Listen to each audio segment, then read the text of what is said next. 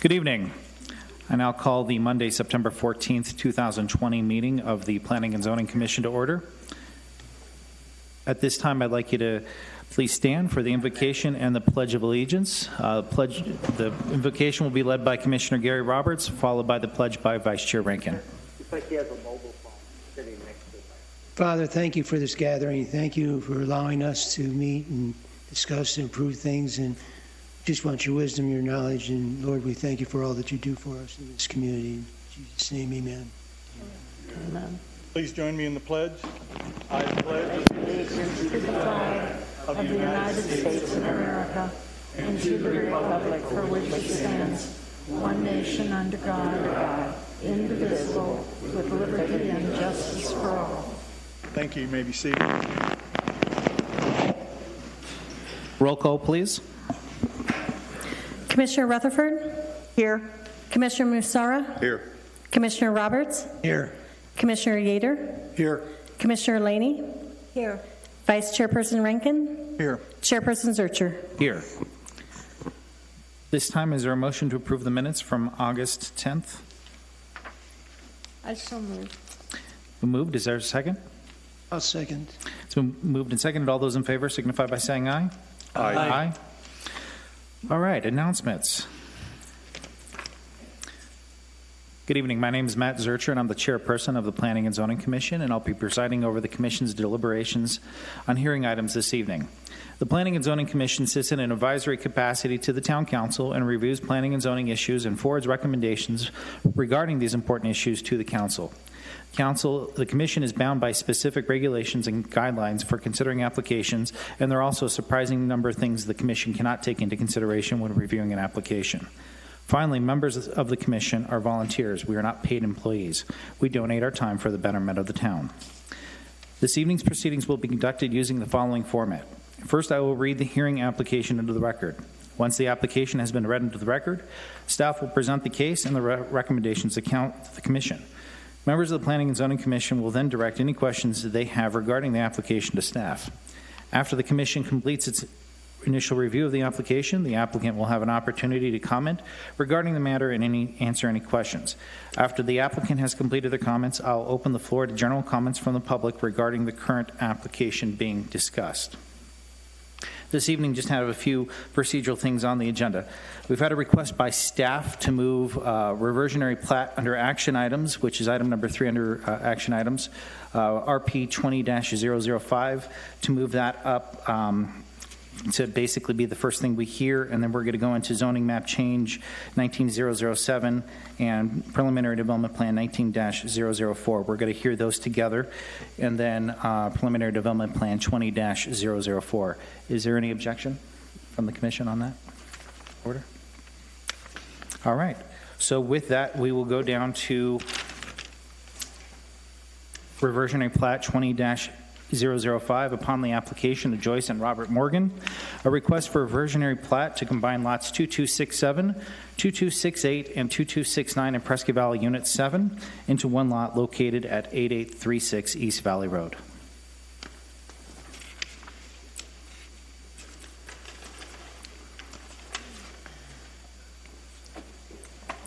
Presenting is Planner Edward Packer. Welcome, Edward. Thank you. Good evening. Good evening, members, Commissioner, Chairman, members of the Commission. This is an application for a reversionary plat, and as you see on the aerial photo up on the screen, it's on East Valley Road, just east of Navajo. It's part of an old plat created in 1968 that was done when the property was in the county, Yavapai County. The plat created very small lots, and when it was annexed into the town, those lots are no longer conforming with the zoning code. So we like to do these applications whenever we can. Currently, there's the 3 lots. One has a business on it, a little business building and a business on it, called Bobby's Repair, which does some automotive and fabrication repair. It will be combined with the other 2 lots that are on the site. This shows the original plat and the location of those 3 lots within the plat. And those 3 lots will be combined with this application if approved. And then we have this is the actual proposed plat combining the 3 lots into 1 lot called Lot 2267-A. Our staff recommends approval of this application with the one stipulation of it being submitted on a Mylar for recordation. And that concludes the report. All right. Any questions of staff from the commission? None. Seeing none, is the applicant here? I do not see them. I don't know if I'd recognize them All with right. a mask on, but All right, so hey, I didn't see anybody raise a hand. All right. Any comments from the public? All right, seeing none, we'll bring it back. Is there a motion to approve RP 20-005 and with recommendation of approval to the town council with the one condition? So moved. Is there a second? Second. It's been moved and seconded. Roll call vote, please. Commissioner Rutherford? Yes. Commissioner Musara? Yes. Commissioner Roberts? Yes. Commissioner Yater? Yes. Commissioner Laney? Yes. Vice Chairperson Rankin? Yes. Chairperson Zurcher? Yes. All right, so we are moving back to our first and second items this evening. Public hearing item, which is zoning map change 19-007. Upon the application of Brad Fain on behalf of Fain Signature Group owner, a request for a zoning map change from R1L70 to C2PAD, Commercial General Sales and Services Planned Area Development, in order to develop a 27-acre manufactured home park with 176 spaces and associated amenities. The property is located at the southwest corner of State Route 69 and Fain Road. We're also going to be hearing at the same time preliminary development plan 19-004. Upon the application of Brad Fain on behalf of Fain Signature Group owner, a request for a preliminary development plan approval to develop a 27-acre manufactured home park with 176 spaces and associated amenities. The property is located at the southeast corner of State Route 69 and Fain Road. And presenting again this evening is Edward Packard.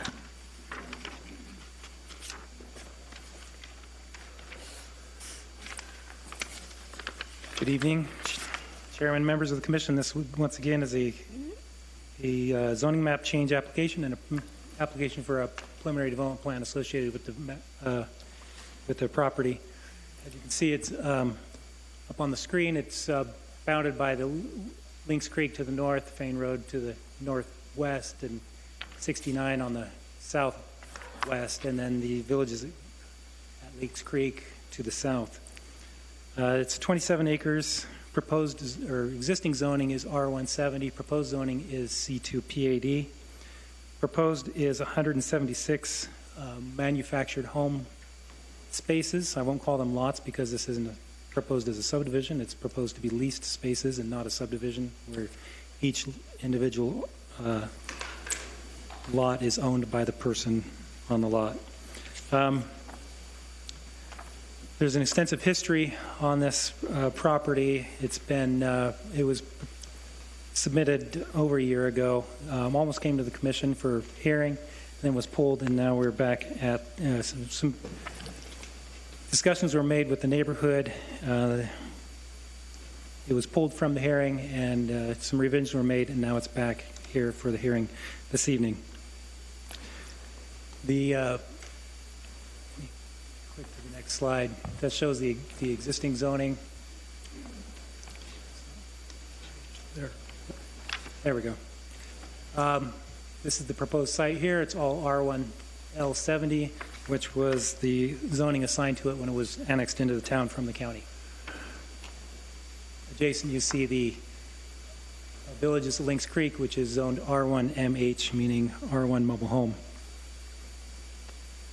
Here's an aerial photo of the site, undeveloped Lynx Creek to the north. It does have this exception parcel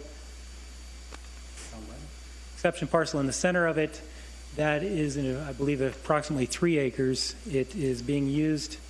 It's easily visible from SR 69, being used and owned by the HOA for the villages of Lynx Creek, used as a RV storage area. It's got a fence around it. And it's my understanding that it's going to there's no proposed to change that at any time in the near future. It may come under negotiation in the future, but right now it's proposed to just remain there, right there in the middle of the proposed development as a RV storage area, and it's owned by the HOA for the villages at Lynx Creek. I will hit on some of the outstanding or more interesting issues of this application. I'll just explain the exception parcel in the center of it. This is proposed to be C2 PAD. PAD meaning that it has a preliminary development plan approved with the rezoning. C2 because it could be, as I mentioned, the Village at Lynx Creek is zoned R1 MH, and the difference between this site and the Villages at Lynx Creek is that the Villages at Lynx Creek is subdivided. Each individual lot is owned by a separate individual, and it's a fee simple title ownership of each individual lot. The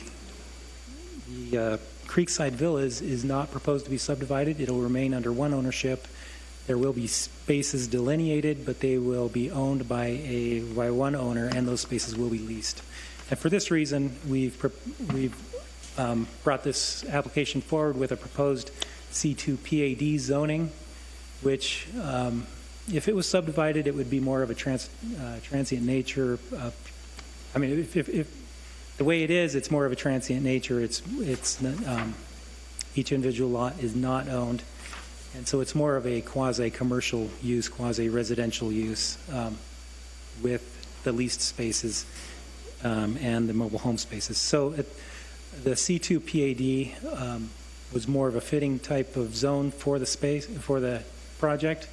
It's not that there anything commercial, as in a shopping center or retail or anything like that is proposed.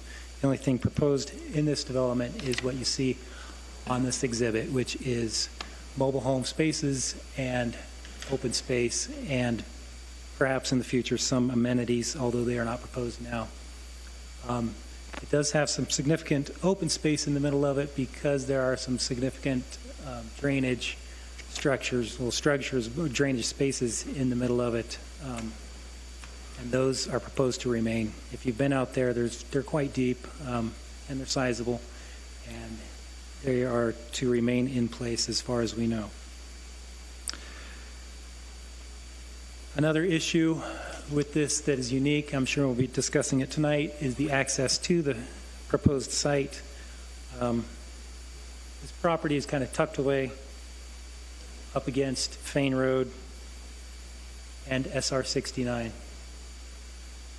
The access to it is from Village Way, which is accessed from here from SR 69. You would make your way along Village Way, all the way along here, along the existing Villages at Lynx Creek to the site, which is up in here on the north part. There are several lots that do front on Village Way. It'd be these ones here where there's double frontage. All these lots do front interior to the Villages at Lynx Creek, except for these, I think, 4 or 5 lots there do front on Village Way. Are you also able to show us with the cursor on the? Oh, yeah. Thank you.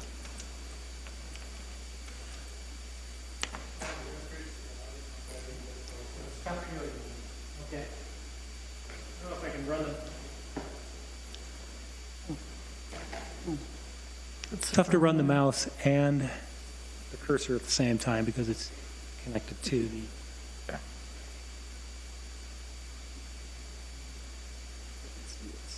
Okay, so here we go.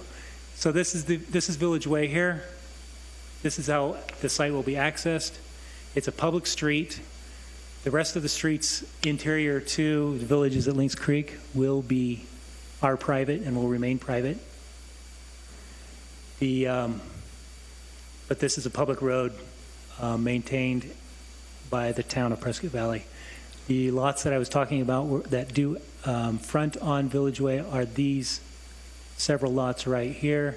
As you can see, there's these lots here would front to the interior of the development, the existing development, and these lots here would front on Village Way. Okay.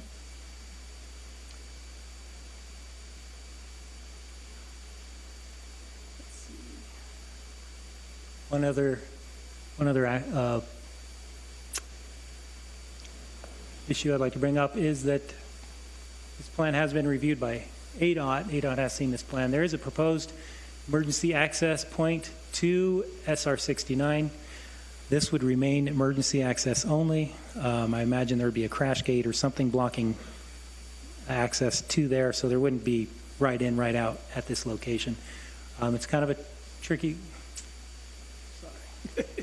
kind of a tricky location because of the proximity to, there is a deceleration lane and a right turn lane right here along 69, and then right turns are made onto Fane Road along here. So that site would not work as a full access right in, or a right in, right out to the proposed development. But emergency access, it will work. This application has, as you may have noticed, has received some scrutiny from the neighborhood. There's been a lot of dealing back and forth the last several days on what's acceptable and what's not. I do have a letter here signed from the Villages of Lynx Creek, signed by the HOA board president. I'll leave most of the discussion up to the applicant and the neighborhood. But I would like to highlight the 4 bullet points on this letter that they've seemed to come to agreement on. One is that the property will be developed with a 55-plus age type restriction. Number 2, they would like a 20-foot open space. It's not shown on this plan because this was negotiated just in the last several days. I'll do this with the mouse so you can see.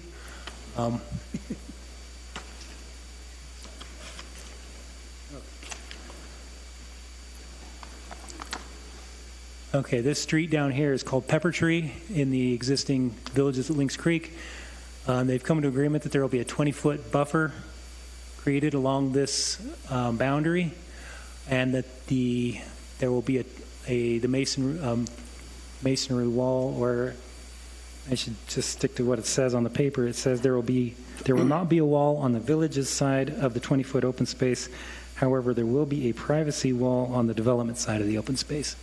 So there will be, it says there will be a wall on the development side along that boundary. I can't get the mouse. I think we got it. Okay, got it. And got it. Thank you. That the plan will not prohibit vehicular turns from Village Way onto Mountain Brush Road as is currently permitted.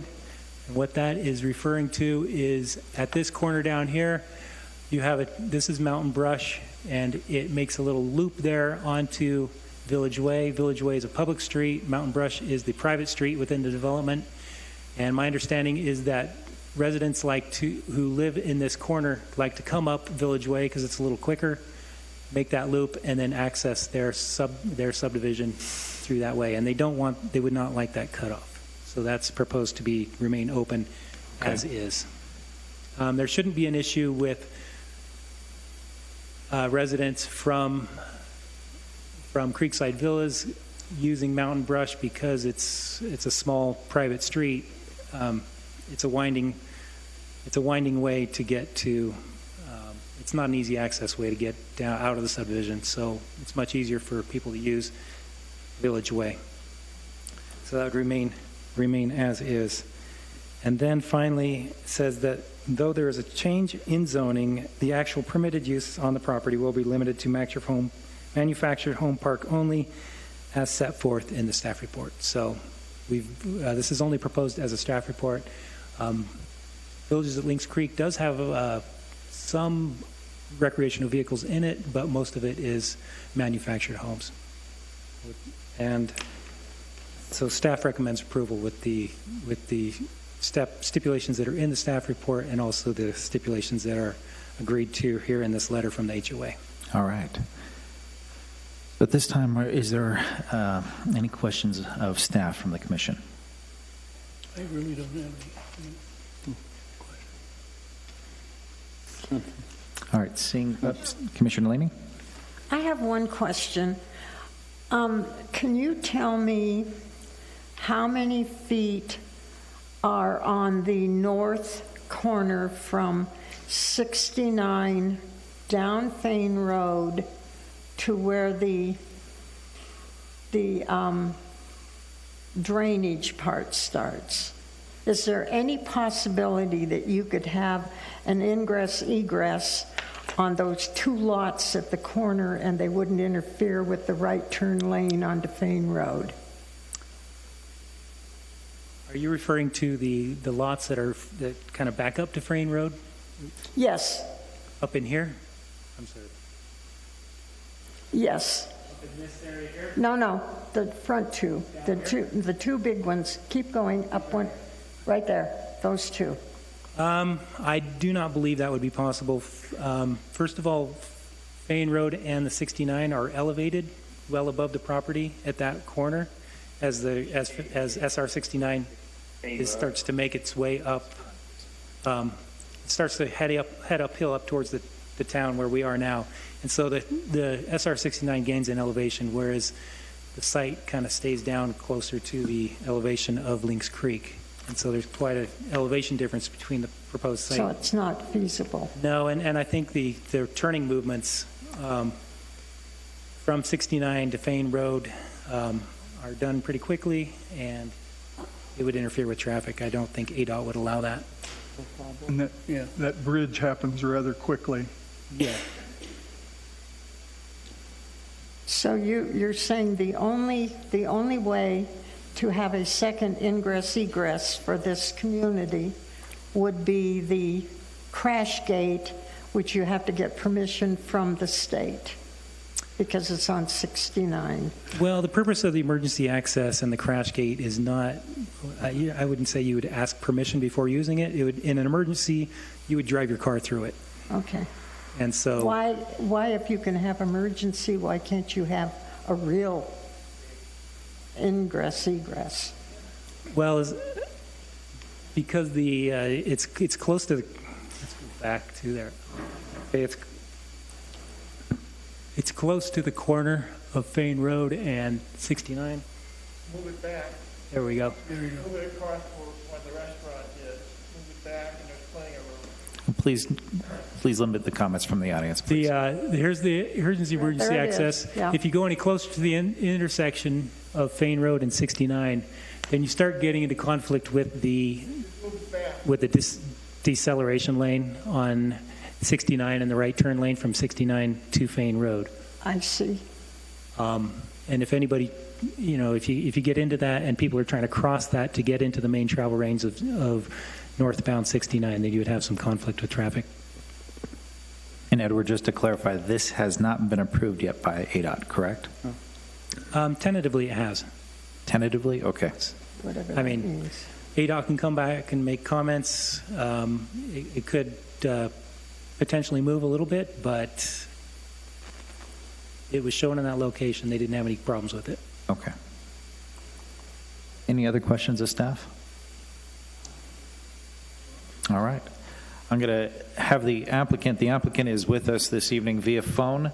And Mike, I'm going to have you state your name, full name for the record. I'm going to put the microphone right next to the speakerphone here. Absolutely.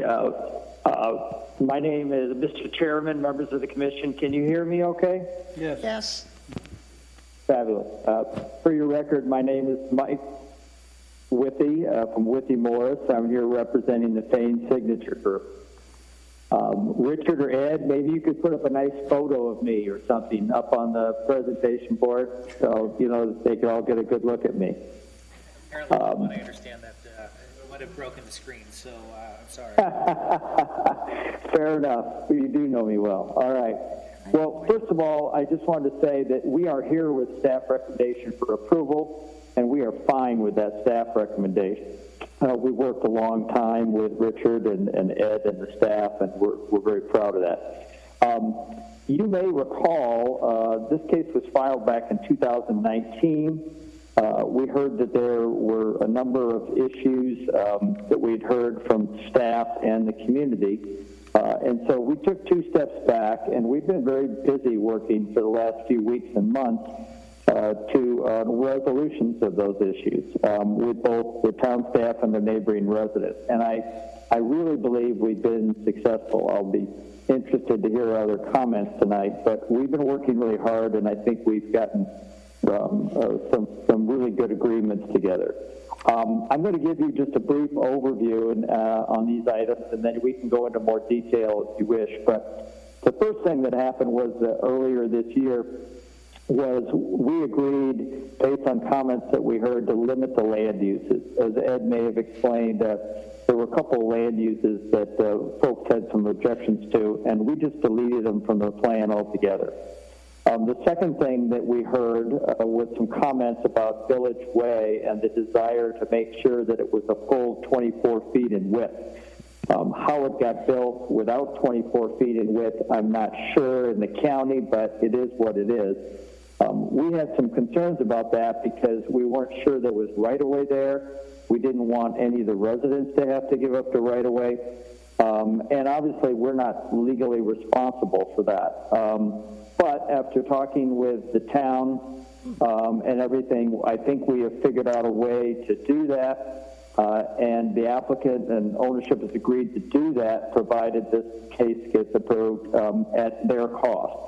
So the good news is that 24th Village Way, even through the existing Village of Lynx Creek, will be widened at no cost to the residents and no cost to the town.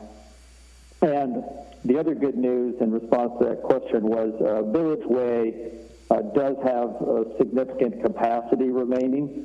We worked with the town's traffic consultant, and they've concluded as much as well. So I think we're in good shape with Village Way.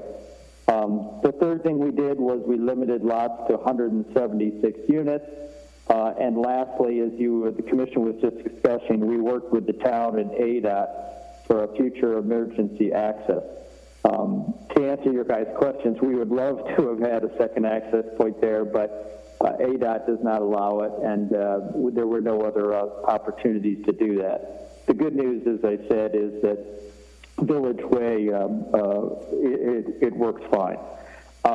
Based on all that, we refiled the case, and then we went back to the homeowners association. And just in the last few days, we've been working with a citizens committee from the village. And the first thing I guess I want to do is commend them. It's not a fun thing to do, and they've donated their time.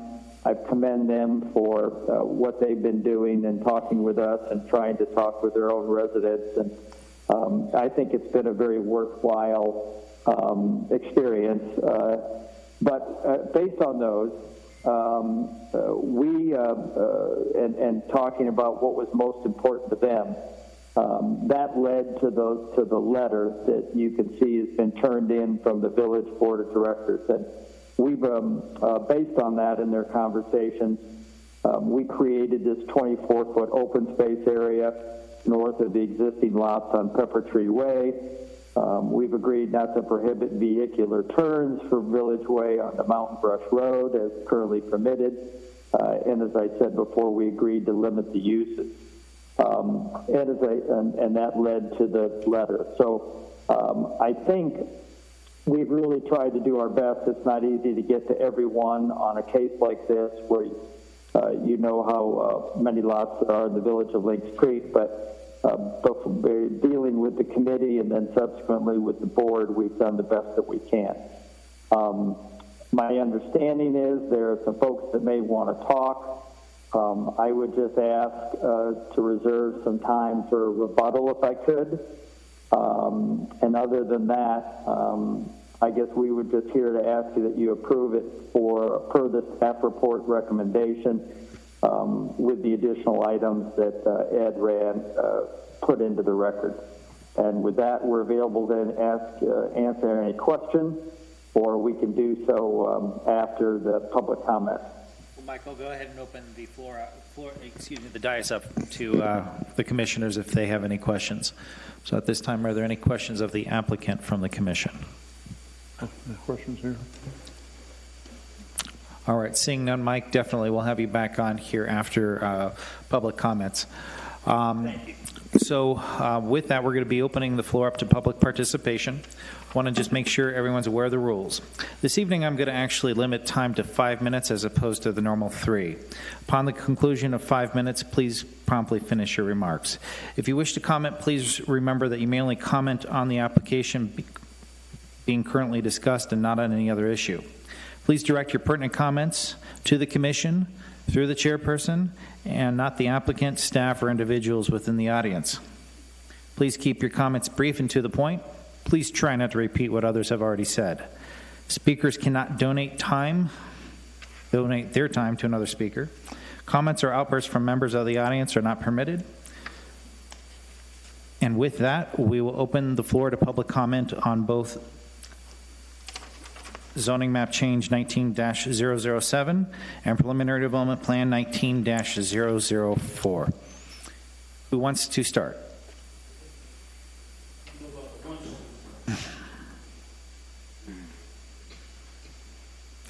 And please, when you come up to the microphone, please state your first and last name for the record.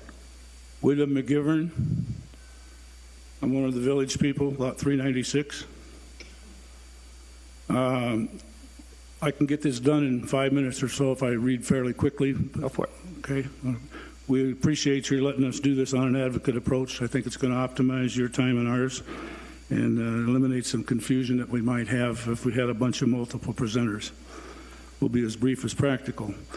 They've covered some issues in the presentation that we thought were probably down the road rather than a part of the actual zoning change, but we don't necessarily disagree in particular with anything specific. We represent the owners living within 300 feet of the proposed project, and I'm pleased to advise you that we've reached agreement on virtually all the points we've been negotiating with the proponent. Only a few minor refinements remain. Likewise, as he's already noted, we have an acknowledgement letter from the village's homeowners association officers that's basically supporting the progress that we've made so far. Issues that have already been resolved as far as we're concerned. We understand and agree that due to the exclusively rental nature of the project, commercial zoning is necessary. The agreement is based, our portion of it is based on the stipulation that the proponent allows only manufactured homes for the rental parcels, no coaches, RVs, fifth wheels, or any other form of transient residential facility, whatever that amounts to, homes, tents, homeless people, whatever. The horseshoe turn to and from Village Way to Mountain Brush has been described and accepted. Zoning cannot mandate a 55-year older age requirement. We understand that. The proponent has agreed to secure agreement with the stipulation by any future developer. We're relying heavily on that to happen. The other major issue that was still a bit under discussion, severe drainage concerning the area of those lots through where 1 through 11 is. The intrusion of the water in there is unbelievable after a short rainfall. So the proponent has assured us that there will be multiple engineered drainage reports submitted to the town for approval prior to any actual development efforts, and that all measures will be taken to reconcile the drainage concerns. We have photos available if you're interested in seeing those. The remaining item is the previous projects have been proposed, have had 150 to 250 or 200 feet of open space recreational zoning to provide a buffer from the proposed developments. This affords a quiet separation so that people can not jeopardize their property owners' right to quiet title enjoyment of their property. The proponents have reduced this buffer zone separately to only 20 feet. I mean, 20 feet from 200 feet is a very, very serious gap to overcome. But believe it or not, we've been negotiating with these people pretty regularly and pretty professionally. And I think that we'll eventually come to some mutually agreeable open space recreational zoning. please recognize information that we've only come into contact with this process in the 5 or 6 days, so there's relevant information we haven't fully assessed.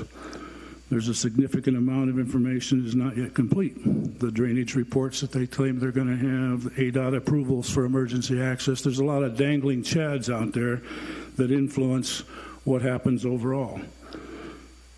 So this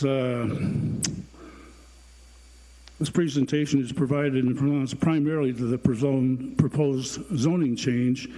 There are other issues to be resolved as a part of the overall development. The issue of absence of amenities in the proposed development, the widening of Village Way. These are a lot of things that are outside the immediate scope of the boundaries of the property.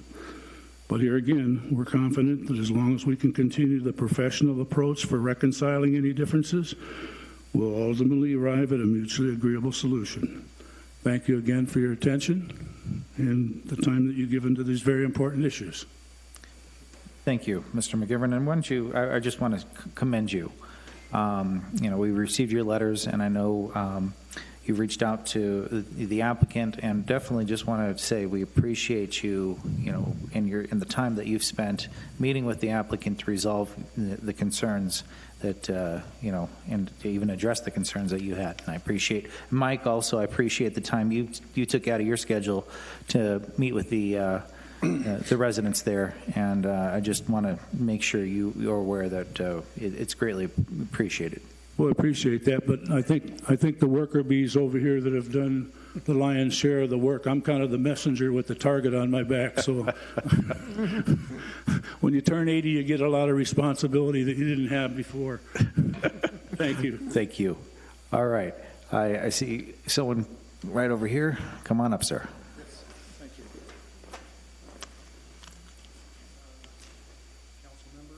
We're commissioners, not council members. I came prepared to speak to you with different set of notes. We need your name, please. Lane Hires. I live in lot 326. It's on Village Way. Go ahead and do your best to speak directly into the microphone. Yeah, if you could repeat your name, they didn't pick it up. Start over. My name is Lane Hires. I live on Village Way, lot 326. Thank you. Our lot backs out onto Village Way. I need to put this closer. I came prepared to talk about some other things, but from what I've heard today, this evening, I've got to change my plan a little bit. I don't know anything about negotiations going on between the commissioners and the Homeowners Association per se. I was led to believe that we were coming here to not to resist a project, but to explain why it isn't a good idea at all. I'm going to try to do that. Besides Village Way, well, there are 7 homes that only way in and out is on Village Way. 7. Now, in the past, there has been some discussion with the Fain Signature Group about a bridge just beyond the creek to go onto Fain Road. He says it's too expensive. Any 2 of the homes on Village Way cost more than the cost of a bridge. I'm told $250,000 would put a bridge up across his own land. Isn't that Fain land, the pastures out there? I don't know for sure, but one of the early slides up there showed the Yavapai County original zoning, and Granville Fain owned, well, I'm told he was the second wealthiest man in the country at one point. Anyway, I digress. The Village Way issue to me is this. Yes, it's 22 feet wide now. How it came to be there, because it was a county road, and nobody thought it was going to come to anything at some time. Probably the HOA at some point in the distant past, because this development, Village Creek, was developed by Fain, probably thought they were going to own it. and maybe, I don't know how it came to be a city street. Then a little more history. There was a land exchange some years back where Fane Group got some land and HOA got a pocket of land surrounded by his land. That's the RV park. Who would want to live in a property with the RV park in the middle of it that they don't have any access to? I'm just thinking out loud. I'm going to go backwards in my notes now.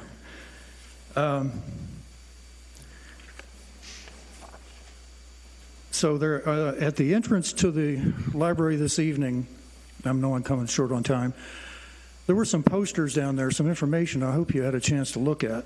There were photographs of the homes on Village Way. Those people did a great job. They live on Village Way. And I encourage you to take a look at those on the way out. I'm pretty sure they'll be there.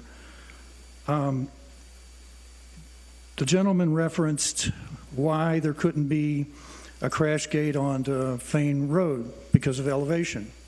Well, there's an elevation issue where they propose one now, probably 10, 12 feet. I don't know what it is on the other side, but that's just an engineering issue. That's dirt. I don't get that.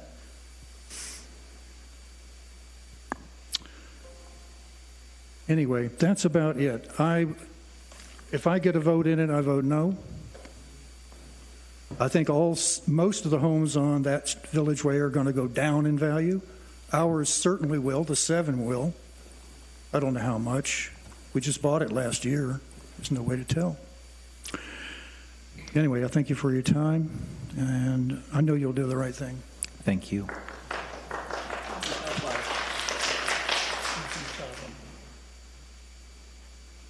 Next. If you want to go ahead and, when you want to speak, go ahead and just stand up. Thank you. Hi, my name is Faye Ibarra, and I live on Mountain Brush Drive, the third house from the end, and I have 3 questions. The first question is, can this zoning board vote to recommend or not recommend based on the traffic impact on Village Way? In other words, if I ask a question about that, will it make any impact on your decision? So to answer your question, traffic is something that we do take into consideration. Good, thank you. I'm sorry, I'm new to Arizona, so I don't know what falls within your purview and what doesn't. So here's my problem with what they're proposing. If they're proposing 180 some lots in there, and let's say that on average, everybody who lives in those lots only makes 1 trip in and 1 trip out each day, that means 360 vehicles going behind my house on a daily basis that don't go back and forth there right now. I want to know what it is that the Fane Group will do to eliminate the impact on my house. That's question number 1, and I will stack my questions he can answer after. Question number 2, if they don't block the end of Mountain Brush Drive, which I'm not suggesting that they do, how are we going to keep traffic from the new neighborhoods out of the existing neighborhood? Just because it says it's private driveway does not mean they're not going to drive in there.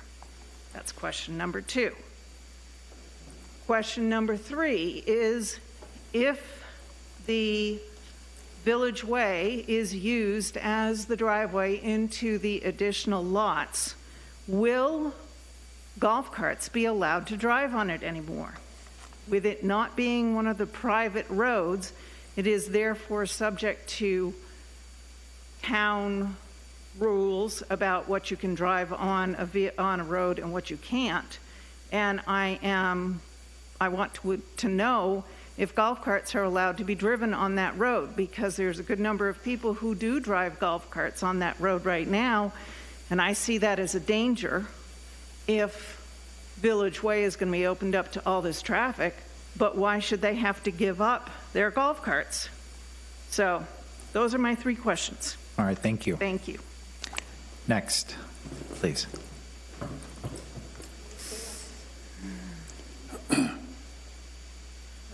Hi. My name is Charlene McGee. Go ahead and bring it all the way down to your mouth, please. I'm in lot 263, right on Village Way. And I can sit here and argue till the cows come home. I'm going to vote no, strictly from a safety standard. I don't feel that road is capable. We have elderly people, myself included, that walk, take their dogs out, golf carts, daily basis. And we have lots of commercial vehicles now using that road that never were there before. And I don't know about the committee that was ordered HOA. I never heard anything output or whatever dealing with this situation. And that's a concern for me as a resident. So, again, I vote no. Thank you. Thank you. Come on up.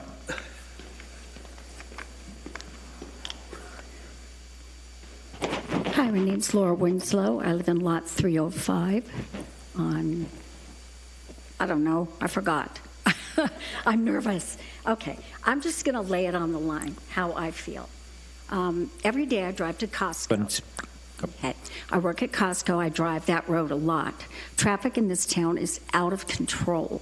It's dangerous. It's really scary. And I know how to drive with the best of them. I've driven in California. Okay, so every day when I come home and I pull into that little tiny slot to turn into the park, I sit there and every single time I'm like, God, please don't hit me. The cars are going by so fast. And when I pull out of Village Way and out of the park, the cars are going so fast this way, it's really hard to judge their speed or what lane. And, you know, I'm fairly spry, but there's a lot of people who might not be. And I'm very, very careful. It's a very dangerous area to pull out and to pull into. And to me, that's my biggest concern. I feel like it's all those extra people in there and all those extra cars. It's going to be just a nightmare, and there's going to be a lot of accidents. And I just thought I'd give you my thoughts on that. Thank you.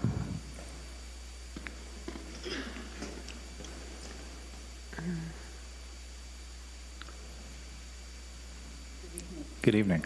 My name is Judy Call, K-A-U-L-L, and I live on Mountain Brush also. And I have a concern because there was a study apparently that was done in 2019, and they did the study on Village Way. And this is the Civic Tech Incorporated of Thane did a study on Village Way, and they estimated with 176 units, there would be a maximum of 920 trips per day on Village Way. And they did their study during February when most of our residents are not here. They're in Phoenix or they're somewhere else. So during the cold weather, there's less traffic. So if there's 920 on Village Way, it's a 4-block length. 4 blocks, not 4 miles, 4 blocks. That's a lot of cars. And if they don't go down Village Way, they're going to come down Mountain Brush. And we have elderly people, dogs, people walking, and I just don't believe that. And then the access, we don't have a light. The light is down by the dollar store, or it's called the Dewey Mall. We don't have a light. So the turning there, as indicated, is extremely difficult. And if you're going to put 920 more cars in this 4-block area per day, plus us, plus our group, this is going to be a little difficult, and it's going to be very dangerous for a lot of people. So that's my concern. Thank you.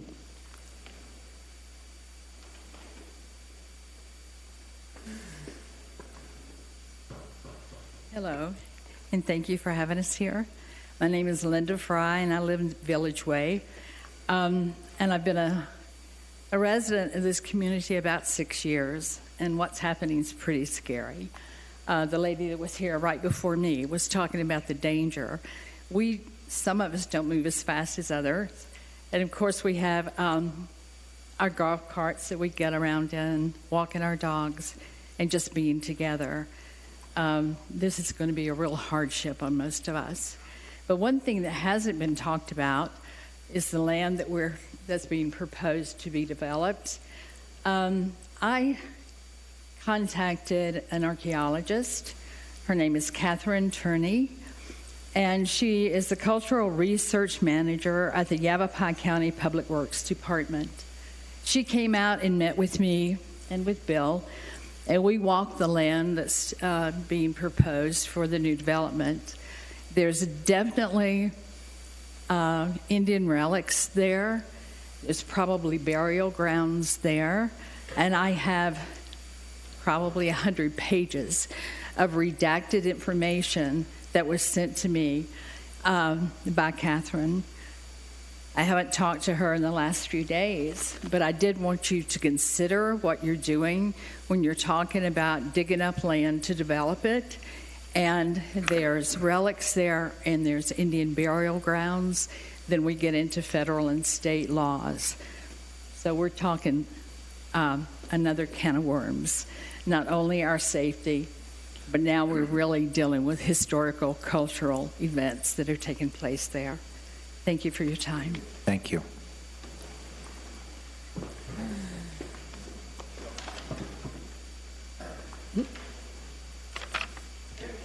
Hello, my name's Henry Mikołajczyk, and I kind of live on lot 327, and my backyard is along Village Way, and my front yard is on Mountain Brush. What I'm concerned about not only is the traffic there, but looking down at the proposed property up there, they keep talking about putting a emergency crash gate, but they're putting it too far to the north, the northwest, move it down south, down across from the Mexican food restaurant, and that doesn't impact the deacceleration lane at all, not at all. And it can be done. There'd have to be a bridge there because that's drainage through there, but if they would move it down south, closer to the property right across the street from the Mexican food restaurant, I see no problem with that at all. And that's what I want to say. Thank you.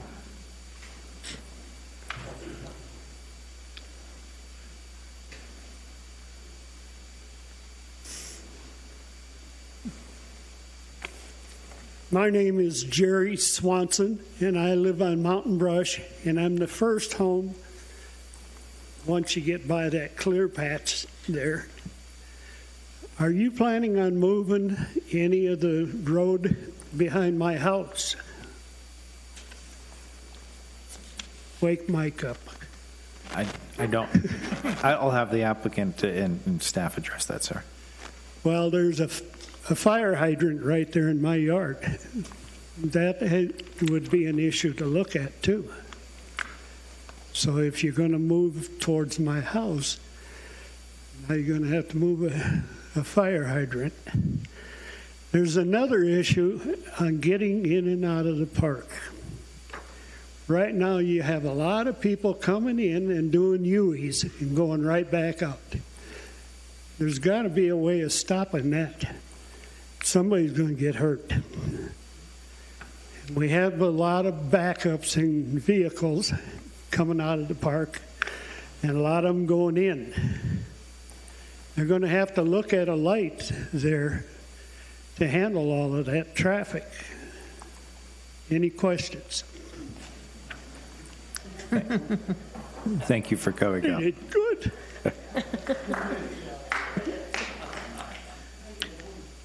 Anybody else? Come on up, sir.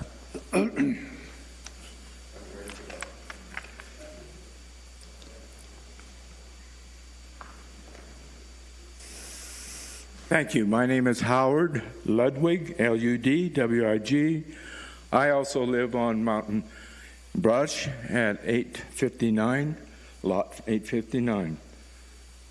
I represent not only myself, but several people that we have been continually studying and have many concerns. I know you can't address them, but I think the developer needs to be aware of it.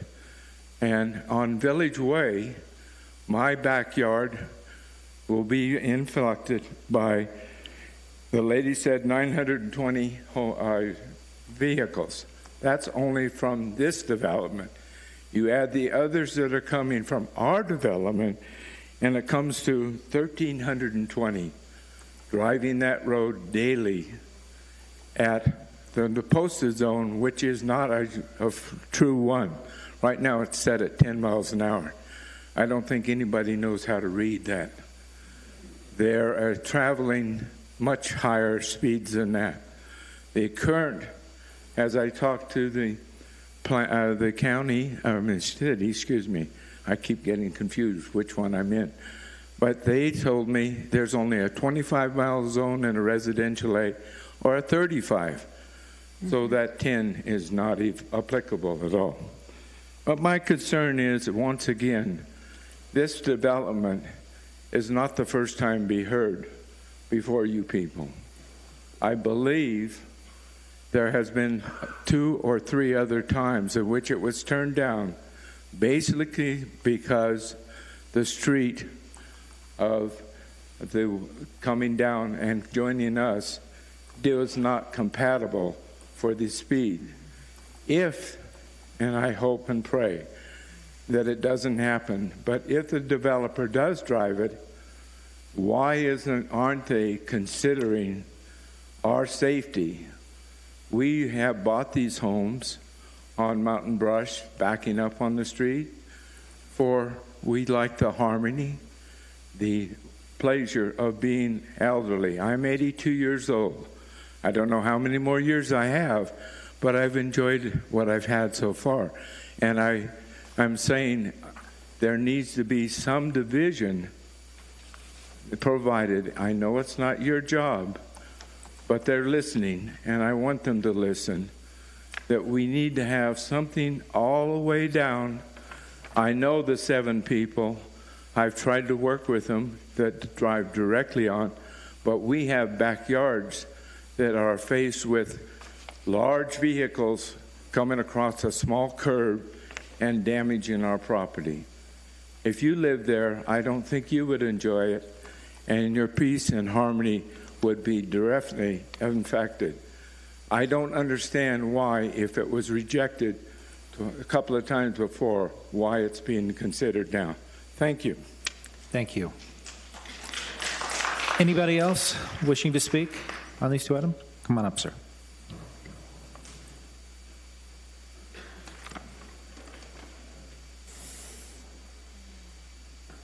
Hi, my name is Lonnie Fay. Last name is F-A-Y. I live at 258 at the Villages. I just wanted to, in listening to some of the other comments, tell you how my morning went in the last few days. My front entrance to my home is on Mountain Brush. My backyard sits on Village Way. And I've been out there early in the morning now. I'm an early riser, so between, say, 4:30 and 9 o'clock in the morning, I've met many of my neighbors who walk by on Village Way. I've had the opportunity to see people walking their dogs, driving their golf carts, and enjoying the use of Village Way. I think that's going to go away with all this additional traffic. I have an 8-foot easement in the back of my lot. My neighbors down the way from me towards the new development have what appears to be 0 easement. Some of those lots and some of their properties, the buildings, are only a few feet away from Village Way. There's a curve there, and once upon a time we lived on a street like that, and we had a big old tree out there in front of our house. Probably once a month somebody didn't make that corner, and they smacked that tree. I think we've got a safety issue on that curve. We need to control the speed there, or I'm going to have some neighbors in the hospital. When I left the property this morning, there was an ambulance there. Emergency entrance and ingress and egress to that property is already compromised, and we add so many more places to that single road going in and out of there, and I think we've got a problem that's going to surface in the future. Sooner or later, someone's going to get hurt. That's it. Just wanted to let you know what my day was like on Village Way. Thank you. Anybody else? No, just one, sir. No, you only get to speak once. Anybody else? Sir, you only get to speak once. I got one thing to say. If you're going to widen the road towards the hillside and cut all the weeds out of there that have been there for 6 years that I know of, nobody's bothering to cut them. Thank you. Anybody else?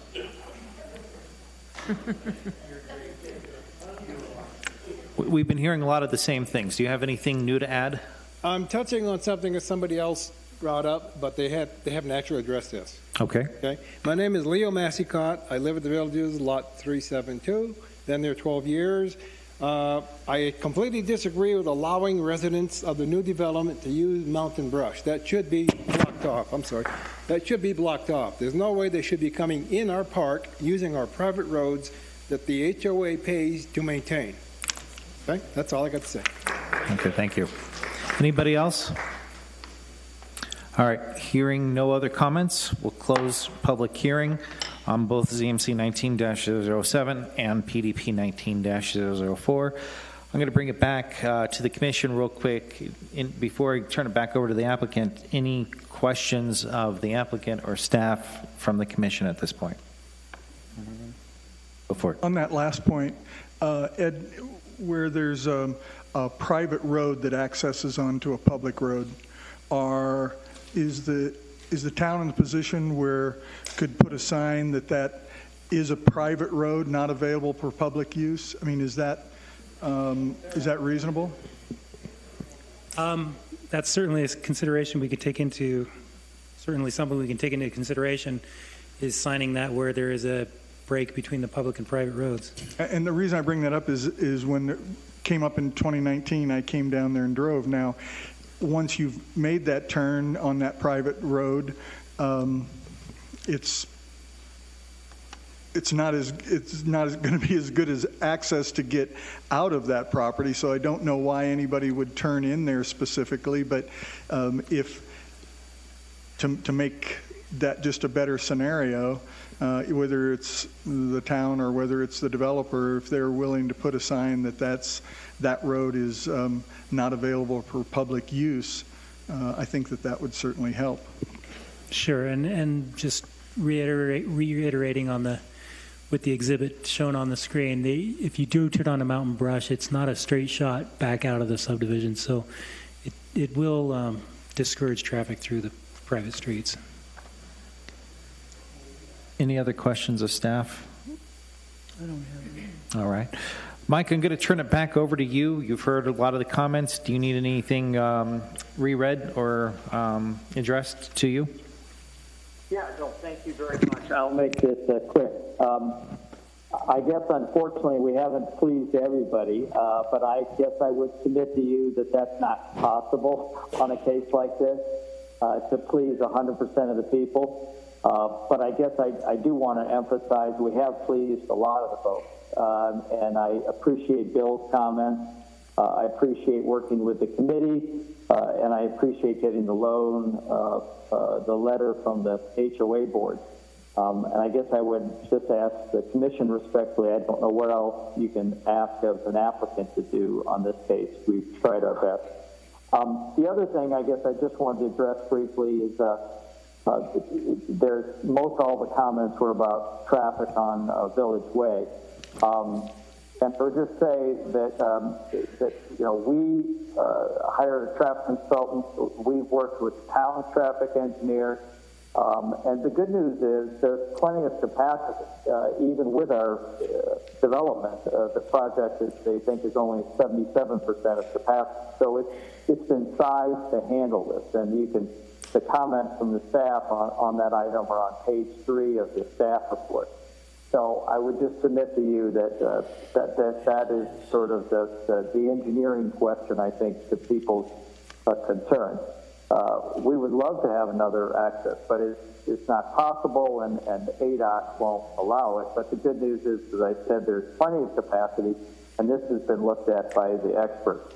And then the final thing I guess I would just say is,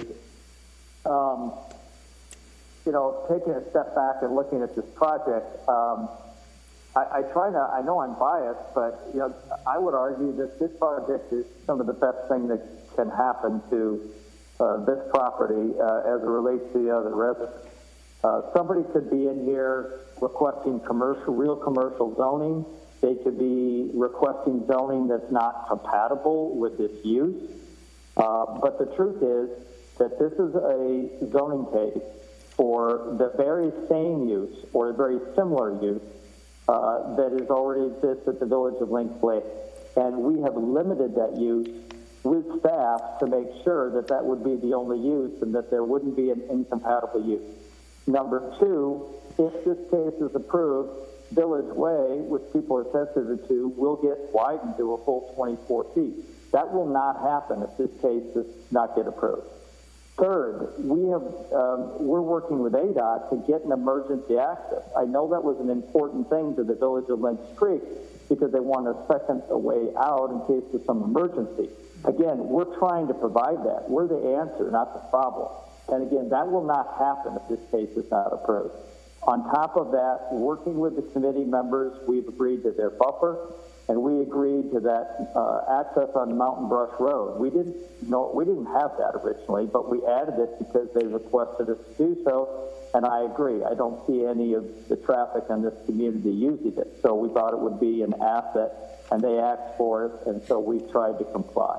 So again, we're trying to do the right thing. I think if I could snap my fingers, people would see that this project actually is bringing a good amount of answers and a really good thing for the community. And again, staff is recommending approval. And I would just ask that you approve it for the staff recommendation. Thank you very much.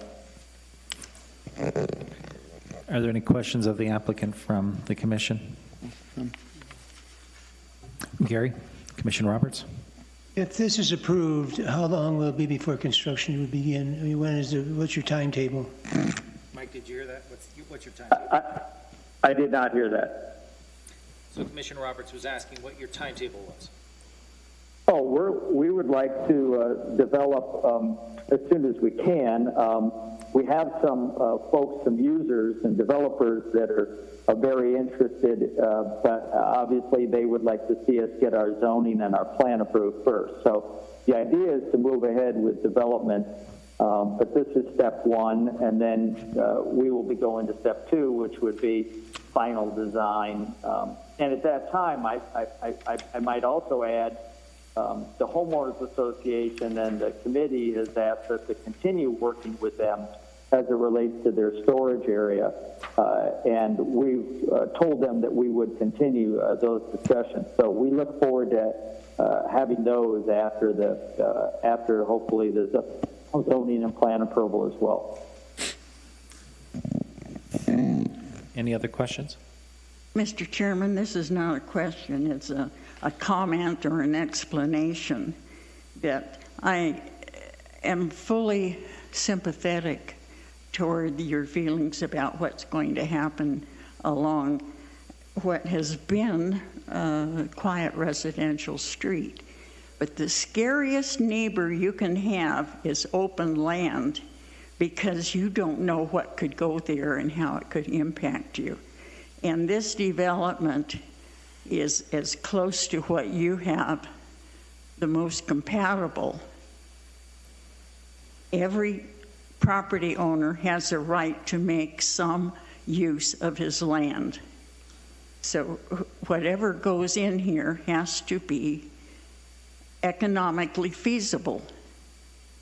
And if you're driving golf carts on a public street now and those golf carts are not street legal, you're already in violation. And I understand that it is going to impact you, but think about what could be and that the property owner does have a right to use his property. I expect that our town engineers will look very carefully at the traffic counts. But change happens. We all came to a lovely place and talked about it, and other people come, and it grows. Growth is inevitable, and it does change. Any other questions of the applicant or staff before we take it back? All right. Seeing none, thank you, Mike. All right, at this time, I'll bring it back to the commission for further discussion and or motion. Any other discussion or comments from the commission? I have one comment. Go for it. I am very concerned that there is not a second ingress egress out of this development. Couldn't speak a little bit in your mic, Commissioner. Folks, go ahead and speak into your mic, Commissioner Laney. Oh, I thought you could hear me. I'm just very concerned that there's not another ingress egress out of this project, and all we're talking about is a crash gate that must be approved by ADOT, and I'm sorry, I just have a problem with it. Any other comments or concerns from the commission? Mr. Chairman, I'm concerned about the lack of amenities. It's a blank park with no recreation facilities. And I'm going to share Commissioner Laney's concern. I am concerned about the ingress-egress issue. It is a public safety issue. That is a very serious concern for me. And I appreciate, the applicant is going to be, widening the road to 24 feet, which is the standard, which should be the standard width. But there should be another way in and out of this place. Emergency access, folks, please. It's, and I know the development will, definitely have the, if it's not for the development, it wouldn't have the emergency access. But I definitely think this needs to be looked at a little bit further. Yep. With that, we can bring it to a vote, or do the votes on the zoning map change or preliminary development plan, we could also, vote to table this. That's something that is in our purview. We've done this before. We can do it again. So kind of, what are the thoughts of the commission? Excuse me, point of order. I do not understand the process. That is why I'm asking this question. Well, I presented 3 questions earlier and have not gotten answers to them. When would they be delivered? We can definitely have those addressed. When? Right now, in fact. Before your vote? Yes, ma'am. Thank you. Because a lot of the questions. So, Mike, are you on? I'm on. Yes, can you have her? Can you read the questions back for us, please? And Mike, I don't know if you heard them earlier or not, just so you have them. What is the question? I might have missed it. I can hear you very clearly, Chairman. I know, and that's why I want to have her come back up. Normally we wouldn't do this, but definitely because of this unique situation, it just want to make sure she gets her questions answered. Thank you. So the first question that I asked was, what will be done for the houses which either front onto or back onto Village Way to reduce the impact of the increased traffic on our properties, so the noise of the traffic on our properties, and to ensure that there are no accidents, considering there is not a full normal curb. So that was the first question. Let me make sure. Mike, did you hear any of that? I heard something about it. It was something about access on Village Way and they back onto the property. But if you could repeat primarily noise mitigation. That is the pretty much the gist of the question. So noise mitigation in particular. And safety. And safety on there. So let me have her just continue to read her questions. The second question was regarding access onto Mountain Brush Drive. I don't think a sign alone would be sufficient. You could install another means of it. You could have a gate that's there that is allowed to open or close based on passes that are attached to the windshield of the car, but some means of keeping people who do not belong in the neighborhood out. I will. Okay, so Mike, the second question is access onto Mountain Brush from Village Way. Thank you. And then the last one I did get the answer to, All right. and that was regarding being able to drive golf carts on Village Way because it is not a private street. All right, thank you. All right, Mike, I'm going to let you answer those questions. Okay, well, I think I heard the first two. The answer, about Village Way, guys, is this predates, our involvement, but Village Way was built by the county, and it was built as part of the village of Lynx Creek, not by, necessarily us, and it was approved to be the major access in and out of this development and for this additional property in the future. And so Village Way is doing exactly what it was designed to do. And I can make a really good planning argument as to why they probably shouldn't have had houses that were directly accessed Village Way or backed up, or whether there was a bigger buffer. But it is what it is now, and it's not going to be changed. But it was designed to provide access to this property. Now, there could have been something proposed on this property which was a really high traffic generator. But the good news is what's being proposed on this property is exactly what is already exists at the village of Lynx Creek. So we know what the traffic generation numbers are, and we know it's the same and similar use. So it's doing precisely what the plan always thought it would be. What about noise mitigation? I know. But that is the main point of her question was noise mitigation. I don't know how to mitigate noise. It will be the exact same noise that exists today. I think people are thinking that we're going to add this massive number of traffic to the road, and it's just not the case. If you compare the number of units that are already in Village of Lynx Creek and then our additional 176, it's not a great new number. So I don't think we're going to be creating any greater noise. We're just creating a small percentage increase in what the traffic that will be on Village Way. But again, it was designed to provide access to the road. And if you're going to say that we can't use Village Way, well, then you're basically saying the property can't be developed at all for any use. And that's not okay. So second question being access onto Mountain Brush. Yeah, and our original plan, Commissioner, was to not have access to Mountain Brush. We originally had all of our traffic going to Village Way, and there was no access whatsoever to the village of Lynx Creek.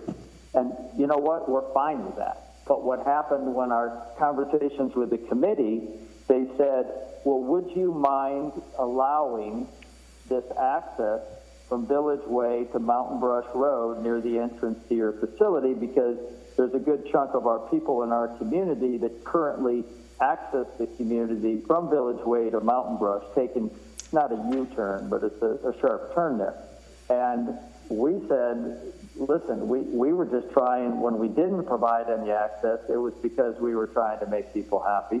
And if it's going to make people happy to provide access, then we'll provide access. We're just trying to make people happy. We don't really care. My personal feeling is I can't imagine why anybody that would live in this new community would ever want to go and use Mountain Brush. So we thought, well, maybe it's a good idea to provide that access for the existing village of Lynx Creek lots that use it. But the truth is that we don't care either way. Thank you, Mike. We'll bring it back to the commission. Any other comments, concerns? I have another comment. Yes, Commissioner Laney. One thing we have not addressed is the fact that inside of this property is an RV lot. And how much additional traffic is going to be generated from that storage space? Okay. The storage space exists today. It's already there. Oh, it's already there? Okay. Not a problem. Commissioner Rutherford. Chairman, it's my understanding that that storage, RV storage, belongs to the homeowners association. Right. Yes. Right. Of Village Creek. Yep. Yep. Okay. So,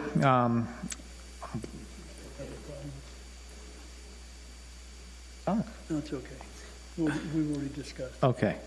So, if, is there a motion to approve ZMC 19-007 with the conditions that are listed below, or do we want to vote to table this? Kind of want to get a feel from the commission. Mr. Chairman, I would very much like to see a little more traffic study done, and the lack of a second access concerns me. Yes. Okay. Absolutely. Commissioner Roberts. I think it's a good idea to table it. Okay. And to the applicant, yes, it sounds like it's going to be best to table this. It sounds like there's more work to do on this application. And so with that, I'm going to move to table zoning map change 19-007 and preliminary development plan 19-004. Is there a second? I'll second it. It's been moved and seconded. Roll call vote, please. Commissioner Rutherford? Yes. Commissioner Musara? Yes. Commissioner Roberts? Yes. Commissioner Yater? Yes. Commissioner Laney? Yes. Vice Chairperson Rankin? Yes. Chairperson Zurcher? Yes. So we don't know, just folks in the audience, we don't know when this will come back, but definitely it is not something that we are voting on here this evening.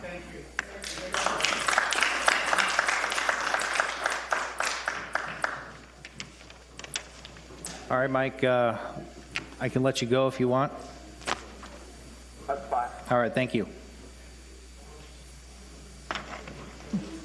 Do any commissioners, before we go on to preliminary development plan 20-004, do any commissioners need a small break? No. Okay. No. All righty. So moving on to action item number 2, preliminary development plan 20-004. Upon the application of Aspire AZ LLC, a request for a preliminary development plan for development and operation of the Aspire Sports and RV Resort facility. The project comprises of the following: an approximately 58,000 square foot 2-story building, which will include 10 indoor pickleball courts, multi-purpose sport court, golf simulators, pro shop, locker rooms. Can you take the conversations outside, please?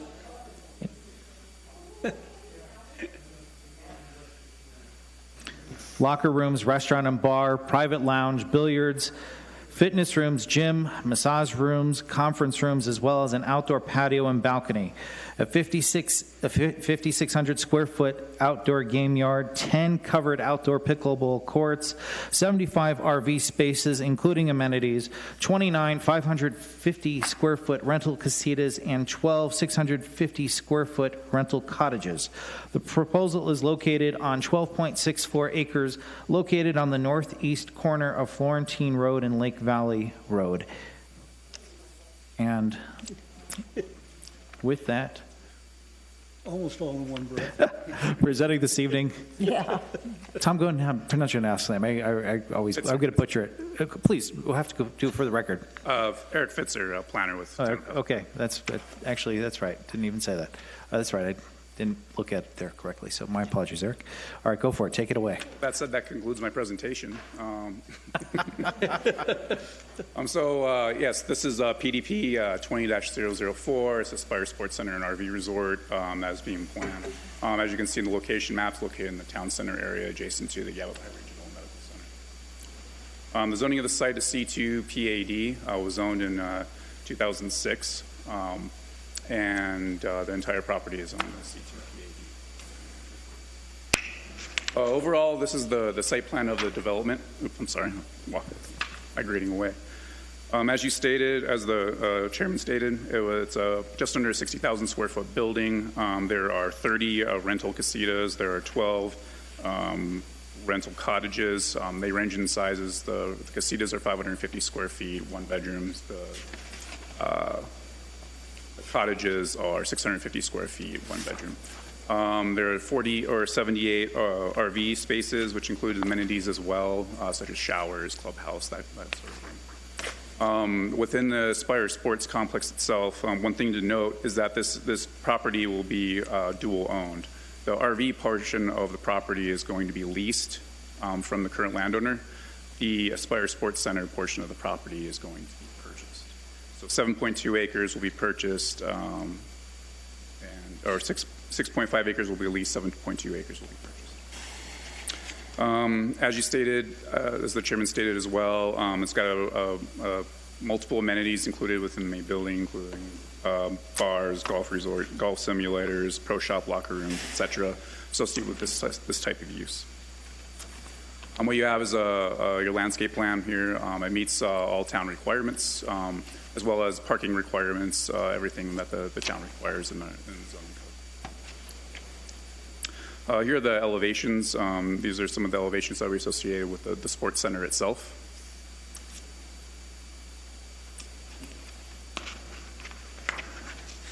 And then these are the sports center elevations. These are for the casitas, and these are the cottages.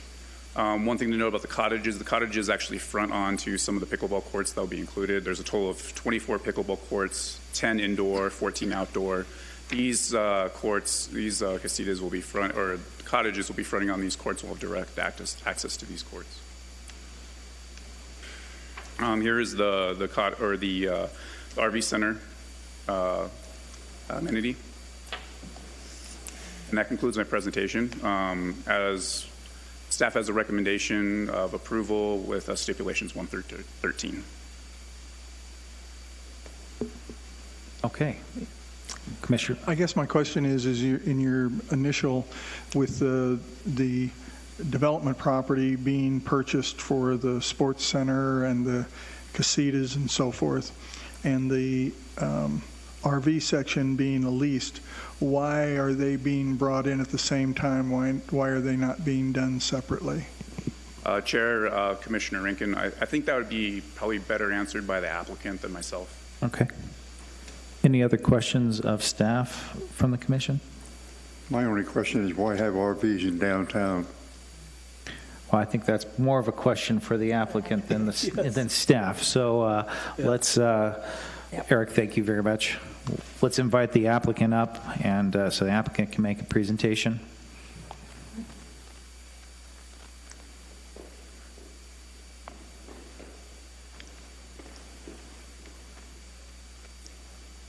Hello, my name is Jim Thomas, and I represent Aspire Sports. Thank you for having us here. I'll address the first question. We found that people are traveling in very nice RVs to go to these big events like pickleball tournaments and stuff like that. These RVs, we will have CC&Rs, and they will be high-end RVs. They're only there for a week. They're not there to live.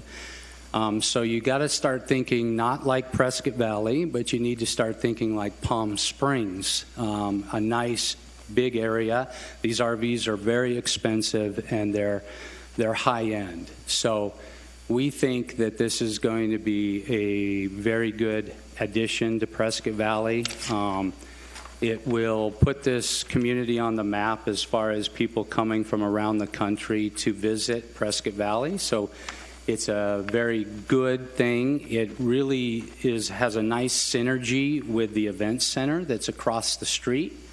What it does is it takes your entertainment district to a new level. It makes the entertainment district someplace that someone really wants to come to and visit. So we think that this is probably one of the nicest things that you could possibly do for Prescott Valley. So with that, I thank you. Well, any questions of the applicant from commission? Will you be selling memberships in the recreational facilities, or will they be just strictly retail, come No, when you want, sort of thing? It's a very good question. There will be memberships offered to the public. The restaurant will be open to the public, and the memberships will be very inexpensive, somewhere around $25 a month. So we think that a lot of people from Prescott Valley will be members there and mix in with the people that come from out of town. So we think it's a wonderful thing. So where have you done this prior? So it has not been done anywhere prior. This is first of its kind. It's also probably one of the largest pickleball indoor facilities in the country. And so it has not been done before like this. There are smaller facilities, but nothing of this size. So my question before that I asked staff and was reverted to you is why is the RV portion of it not part of the main complex? So the RV portion is a part of the main complex. It's just this was what we negotiated with Fane's Signature, that we would lease that part of the property and that we would purchase the rest. But it is all the same project. I notice, to continue on, I notice on the landscaping that it looks like you've got a lot of trees that are Lake Valley Road obviously is one of the main roads that goes to this complex.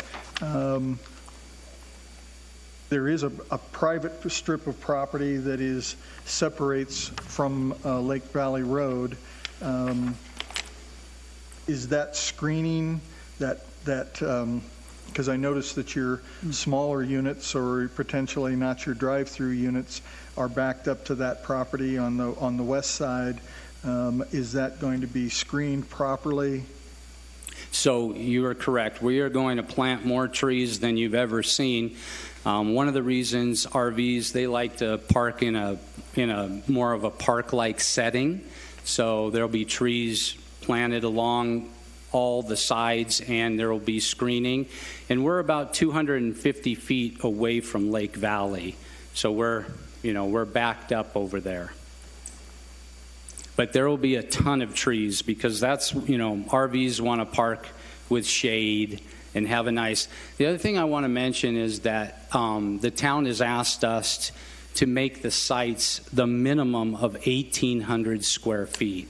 So these sites are very large RV sites, and we've agreed to everything that the town has asked us. But these are high-end, and just rental sites that people will come, every week or so. Okay. Any other? I think for us, the concept of an RV park in the middle of right. Our downtown area here is going to be, if we approve, is going to be quite unique. Mm-hmm. And so I guess selling this board on that is a high priority. With all due respect, we really aren't ready for a Palm Springs here. Okay. Okay. But that's just me, and I think the people in this area, in this town, are not going to accept that either. Okay, well, I would just add that this project would bring quite a bit of money to Prescott Valley, so I think it would be a good thing, and I'll leave it at that. Sure, Mr. Chairman. Commissioner Laney? Question. What do you project as the average time that one of these recreational vehicles will be in one of those spaces? That's an excellent question. I would say 3 days to a week. Each one? Mm-hmm. Okay, 3 days to a week. And I believe some people would come up from the valley in the summertime, and they might want to stay a month. Okay, but will there be any limit as there to will the be. time they can spend there? Absolutely. And will your RVs have a year, i.e. not older than Yes. So we have about, I don't know, it's about 10 pages of CCNRs, and that's one of them. They can't be older than, 15, 20 years old, and they have to look nice. They can't come in.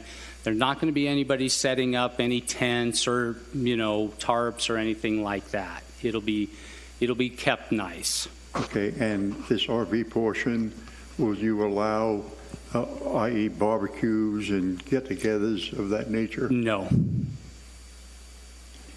They'll be forced to go into the sports building where there's a restaurant. Who's going to manage it?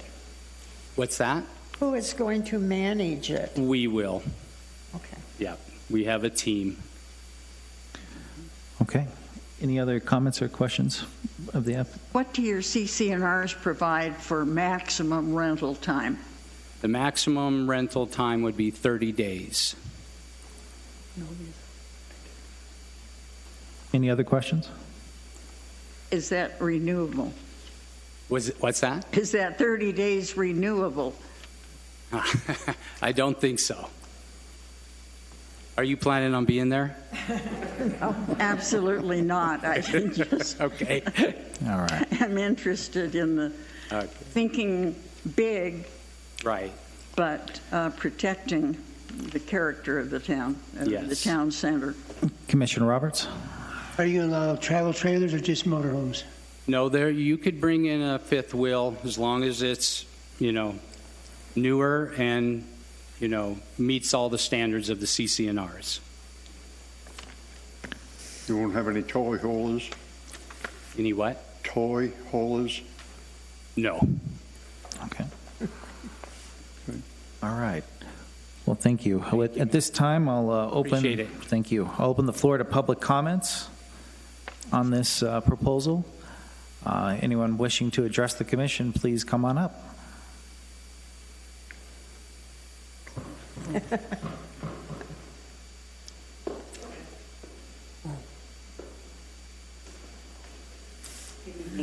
My name is Peg Travers, and I'm going to be the marketing person for this. Go ahead and bring the mic down. There we go. Can you hear me? Mm-hmm. My name is Peg Travers, and I'm going to be the marketing person for this project. And I know that most of the questions were about the RV park, but this project is the most exciting project that I have seen in the amateur sports arena. I'm also the regional assistant regional director for USAPA. And so as that, I've had an opportunity to look nationally at what's going on. And I think what I want you to understand is this project is going to bring in the most exciting events. It's going to bring in all kinds of tournaments. It's going to bring in so many wonderful things. You're concerned, Ms. Rutherford, about maintaining the concept of downtown. This is going to complete your downtown. It's going to be beautiful.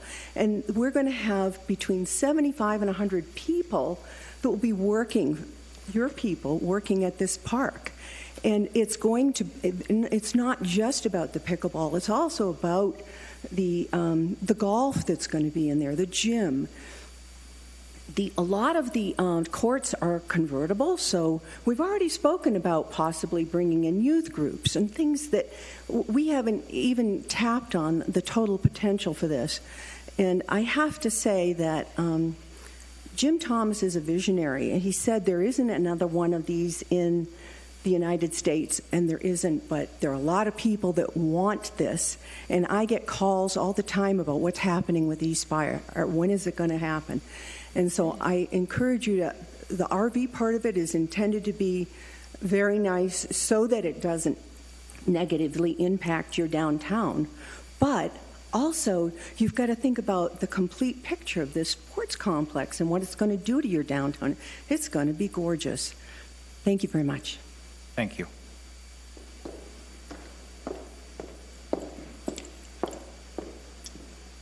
Good evening, Commissioners. My name is Ron Fain. I am with Fain Signature Group, 3001 Main Street, Suite 2B. And what attracted us to this project really is the opportunity to bring in tourism to Prescott Valley like we haven't seen before. So it's an added value asset, much like the current 5,000-seat arena is today. This project will bring another component of tourism into Prescott Valley. That's our attraction. That's our motivation, is to bring tourists into our community that want to participate in tournaments, want to participate in clinics, want to have the opportunity to play in a facility just like this, and have the disposable income to do so, driving nicer RV rigs and traveling throughout the country. So the stay is limited. We think it's a value add into the downtown. We think it's a tax increase for the town coffers. And what we like most about it is the tourist component of it. So that's why we've sat down for the last year or so working with Jim and Tom and Aspire Sports to secure this opportunity into Prescott Valley. I think there's an additional benefit not spoken about here tonight, and that is with the RV component and the existing 5,000-seat arena.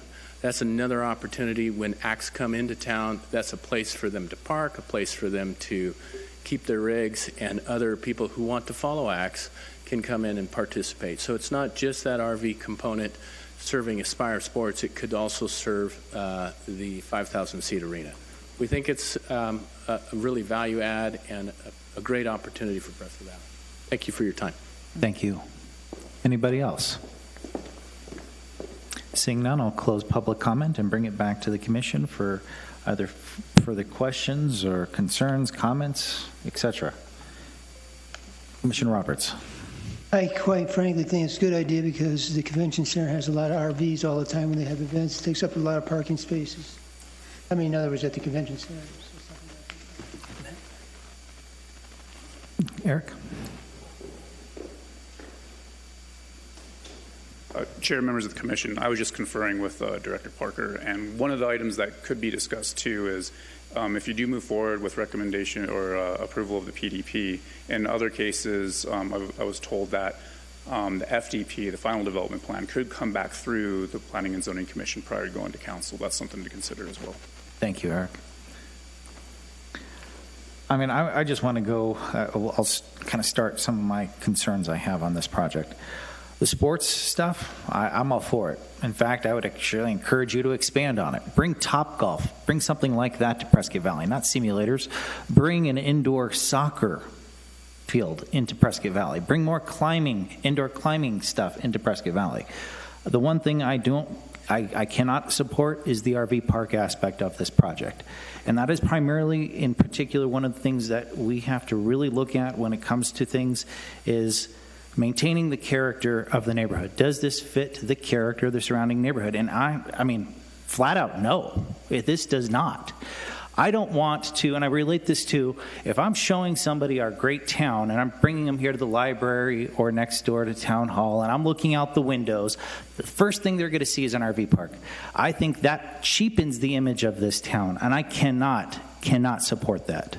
I also have big concerns about this being so close to a school, and I know other commissioners probably want to comment, so I'll stop and let other commissioners comment.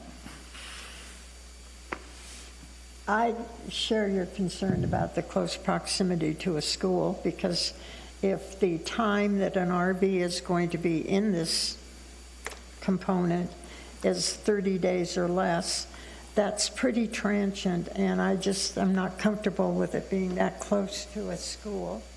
And I think that the RV portion of it could be just about anywhere. Any other comments from the commission?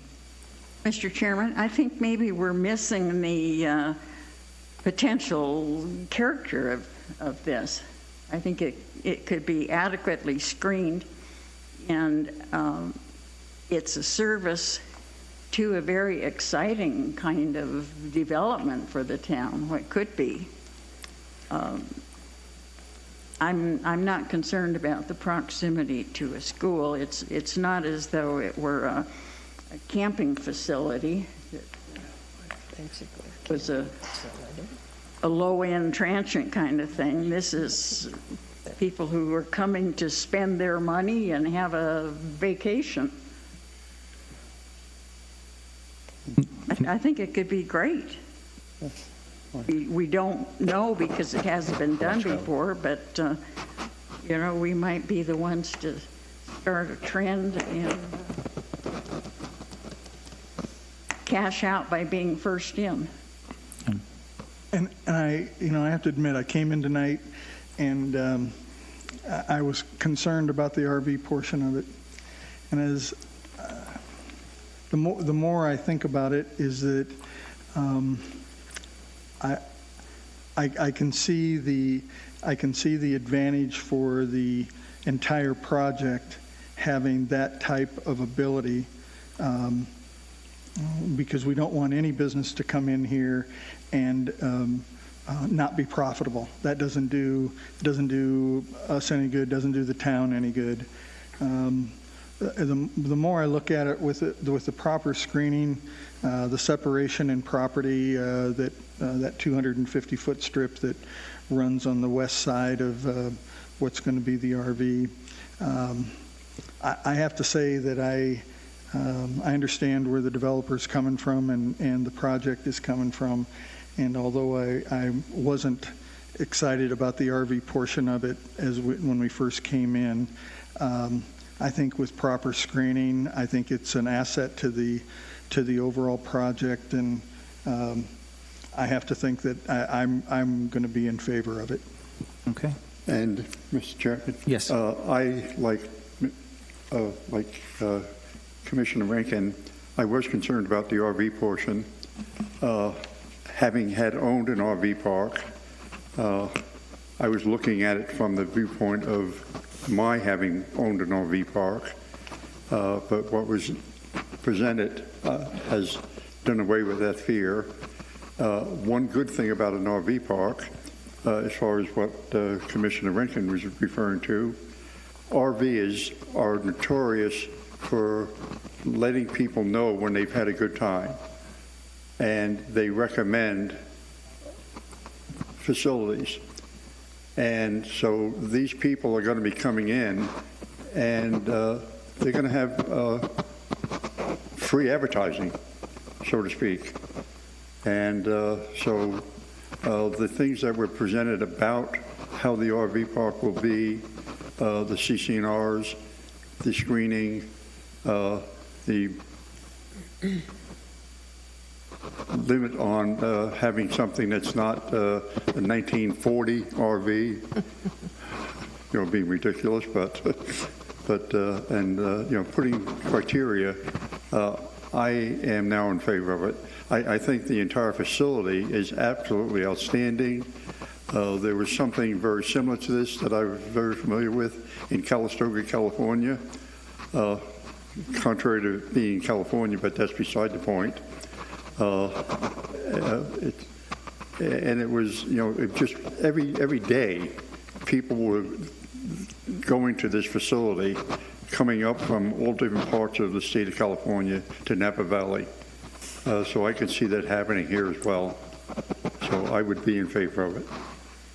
Okay. Anybody else? All right. Seeing no other comments, get over to my stuff here. Is there a motion to approve preliminary development plan 20-004 with the... I'll make a motion to approve preliminary development plan PDP 20-004 with the stipulations provided by staff. Second. It's been moved and seconded. Roll call vote, please. Commissioner Rutherford? Yes. Commissioner Musara? Yes. Commissioner Roberts? Yes. Commissioner Yater? Yes. Commissioner Laney? No. Vice Chairperson Rankin? Yes. Chairperson Zurcher? No. Motion passes 5-2. This time, item number 9, call to public, consideration and discussion of comments from the public. Those wishing to address the Planning and Zoning Commission need not request permission in advance. Action taken as a result of public comment will be limited to directing staff to study the matter or rescheduling the matter for further consideration and decision at a later date. Is there anyone wishing to address the Commission? Seeing none, we'll move on to item number 10, adjournment of the Planning and Zoning Commission. Is there a motion to adjourn? Motion to. Is there a second? Second. All those in favor? Aye. Aye. We're adjourned. I want to see the plan.